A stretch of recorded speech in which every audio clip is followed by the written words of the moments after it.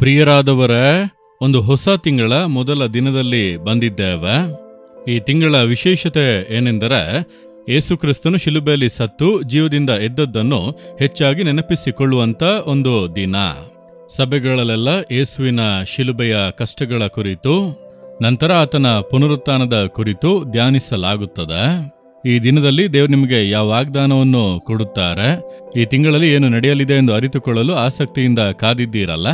ಪ್ರಕಟಣೆ ಪುಸ್ತಕ 12ನೇ ಅಧ್ಯಾಯ 11ನೇ ವಾಕ್ಯದಲ್ಲಿ ಅವರು ಯಜ್ಞದ ಕುರಿಯಾದ ಆತನ ರಕ್ತದ ಬಲದಿಂದ ಸೈತಾನನ್ನು ಜಯಿಸಿದರು ಎಂಬುದಾಗಿ ಬರೆಯಲ್ಪಟ್ಟಿದೆ. ಅಂದರೆ ನೀವು ಜಯಿಸುವಂತ ದಿನಗಳು ಇವು.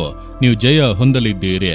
ನಿಮಗೆ ವಿರೋಧವಾಗಿ ಹೋರಾಡುವಂತ ಸೈತಾನ ನಿಮಗೆ ವಿರೋಧವಾಗಿ, ಕುಟುಂಬಕ್ಕೆ ವಿರೋಧವಾಗಿ, ನಿಮ್ಮ ಸೇವೆಗೆ ವಿರೋಧವಾಗಿ, ಬಿಸ್ನೆಸ್ಗೆ ವಿರೋಧವಾಗಿ, ನಿಮ್ಮ ಜೀವಿತದ ಒಂದೊಂದು ಕಾರ್ಯಗಳಿಗೆ ವಿರೋಧವಾಗಿ ಸೈತಾನ ಎದ್ದು ನಿಮ್ಮನ್ನು ಡಿಸ್ಟರ್ಬ್ ಮಾಡಲು, ಭಯಪಡಿಸಲು, ಸೋತು ಹೋಗುವಂತೆ ಮಾಡಲು, ಅಡಗಿಸಲು ಪ್ರಯತ್ನಿಸುತ್ತಾ ಇರುತ್ತಾನೆ. ಬರೀ ಹೋರಾಟವಾಗಿದೆ ಎಂಬುದಾಗಿ ಅಂದುಕೊಳ್ಳುತ್ತೀರಾ? ಹೋರಾಟ ಬರುವುದು ಒಳ್ಳೆಯದು, ನೀವು ಜಯಿಸುವಿರಿ. ಹೇಗೆ ಜಯಿಸುವುದು? ಯೇಸುಕ್ರಿಸ್ತನು ಶಿಲುಬೆಯಲ್ಲಿ ಸುರಿಸಿದಂತ ರಕ್ತದ ಮೂಲಕ ಸೈತಾನನ್ನು ಜಯಿಸಿದನು. ಅದೇ ವಾಗ್ದಾನವನ್ನು ನಮಗೆ ಕೊಟ್ಟಿದ್ದಾನೆ. ಶಿಲುಬೆಯಲ್ಲಿ ಸತ್ತು ಜೀವದಿಂದ ಎದ್ದಂತ ಯಜ್ಞದ ಕುರಿಯಾಗಿರುವಂತ ಯೇಸುಕ್ರಿಸ್ತನ ರಕ್ತದ ಬಲದಿಂದ ಜಯಿಸಬಹುದು ಎಂಬಂತ ವಾಗ್ದಾನ. ನಿಮ್ಮ ಜೀವಿತದಲ್ಲಿ ಸೈತಾನನ್ನು ತರುವಂತ ಹೋರಾಟಗಳು, ಪಾಪದ ಹೋರಾಟ, ಹೇಗಾದ್ರೂ ನಿಮ್ಮನ್ನು ಪಾಪದಲ್ಲಿ ಅಡಗಿಸಬೇಕು, ನಿಮ್ಮನ್ನು ಕೆಳಗೆ ದೊಬ್ಬಬೇಕು, ಪರಿಶುದ್ಧತೆಯನ್ನು ಹಾಳು ಮಾಡಬೇಕೆಂದು ಒಂದು ಕಡೆ ಹೋರಾಡುತ್ತಾನೆ. ಇನ್ನೊಂದು ಕಡೆ ಶರೀರದಲ್ಲಿ ವ್ಯಾಧಿಗಳನ್ನು ತಂದು, ಬಲಹೀನತೆಗಳನ್ನು ತಂದು ನಿಮ್ಮನ್ನು ಅಡಗಿಸುವುದಕ್ಕೆ ಹೋರಾಡುತ್ತಾ ಇದ್ದಾನೆ.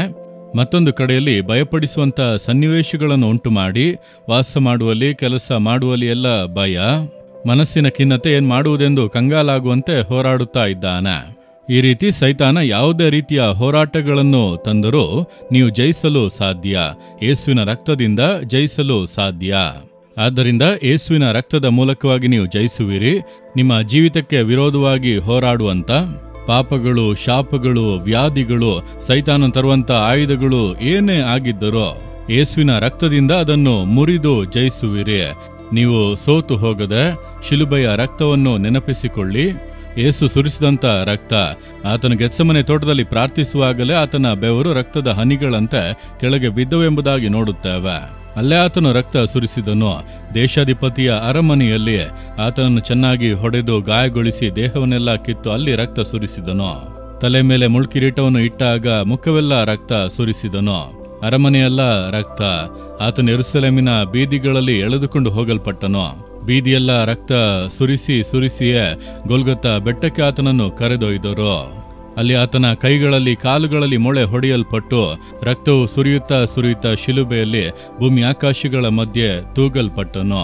ಕೊನೆಯ ಹನಿ ರಕ್ತವನ್ನು ಕೂಡ ಆತನು ಸುರಿಸಿದನು.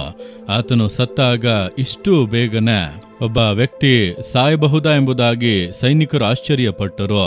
ಯಾಕೆಂದ್ರೆ ಒಬ್ಬ ವ್ಯಕ್ತಿಯನ್ನು ಶಿಲುಬೆಯಲ್ಲಿ ಜಡಿದರೆ ಆರೋಗ್ಯವಂತ ಮನುಷ್ಯನು ಸುಮಾರು 11 ಗಂಟೆಗಳ ಕಾಲ ಶಿಲುಬೆಯಲ್ಲಿ ತೂಗಿ ನಂತರವೇ ಅವನು ಸಾವನ್ನಪ್ಪುವನು. ಸ್ವಲ್ಪವಾಗಿ ಅವನ ರಕ್ತ ಸೋರಿ ಜೀವ ಹೋಗುತ್ತದೆ. ಆದರೆ ಯೇಸು 6 ಗಂಟೆ ಕಾಲದಲ್ಲಿ ಆತನೇ ತನ್ನ ಜೀವವನ್ನು ಅರ್ಪಿಸಿದನು. ಮರಣವು ಆತನನ್ನು ಜಯಿಸಲಿಲ್ಲ, ಆತನು ಮರಣವನ್ನು ಜಯಿಸಿದನು. ಮರಣ ಆತನನ್ನು ನುಂಗಲಿಲ್ಲ, ಆತನೇ ತನ್ನನ್ನು ಮರಣಕ್ಕೆ ಒಪ್ಪಿಸಿಕೊಟ್ಟನು. ಸತ್ತಂತ ಯೇಸು 3ನೇ ದಿನದಲ್ಲಿ ಜೀವಂತವಾಗಿ ಎದ್ದನು. ಆತನು ಇಷ್ಟು ಬೇಗ ಸತ್ತು ಹೋದನಲ್ಲ ನಿಜವ ಎಂಬುದಾಗಿ ತಿಳಿದುಕೊಳ್ಳಲು ಒಬ್ಬ ಸೈನಿಕ ಆತನ ಪಕ್ಕೆಗೆ ಈಟಿಯಿಂದ ತಿವಿದನು. ಆತನ ಪಕ್ಕೆಗೆ ಚುಚ್ಚಿದಾಗ ರಕ್ತವು, ನೀರು ಹೊರಗೆ ಬಂದಿತೆಂಬುದಾಗಿ ವಾಕ್ಯವು ಹೇಳುತ್ತದೆ. ಆ ಈಟಿ ಹೃದಯವನ್ನು ತಿವಿದದ್ದರಿಂದ ಕೊನೆಯ ಹನಿ ರಕ್ತವು ಕೂಡ ಹೊರಗೆ ಬಂದಿತು. ಇನ್ನು ನೀರು ಮಾತ್ರವೇ ಇದೆ ಎಂಬುದಾಗಿ. ನಿಮಗಾಗಿ, ನನಗಾಗಿ ಕೊನೆಯ ಹನಿ ರಕ್ತವನ್ನು ಕೂಡ ಆತನು ಸುರಿಸಿ ಕೊಟ್ಟದ್ದು ನಾವು ಜಯಿಸಬೇಕು ಎಂಬುದಕ್ಕಾಗಿ. ಆತನು ಸೈತಾನನನ್ನು ಜಯಿಸಿ ನಮಗೆ ಜಯಕರವಾದ ಜೀವಿತವನ್ನು ಅನುಗ್ರಹಿಸಲು ತನ್ನ ಪರಿಶುದ್ಧ ರಕ್ತವನ್ನು ನಮಗಾಗಿ ಆತನು ಸುರಿಸಿದನು.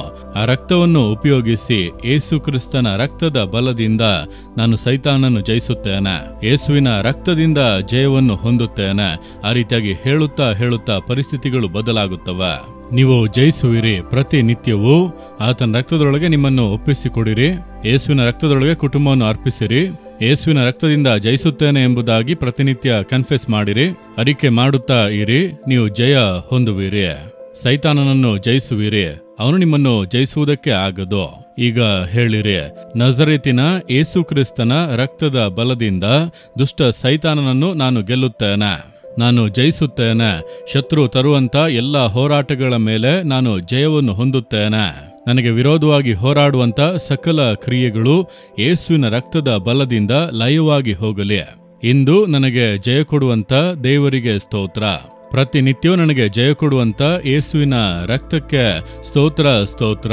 ಯೇಸುವಿನ ನಾಮದಲ್ಲಿ ಆಮೇನ್, ಆಮೇನ್.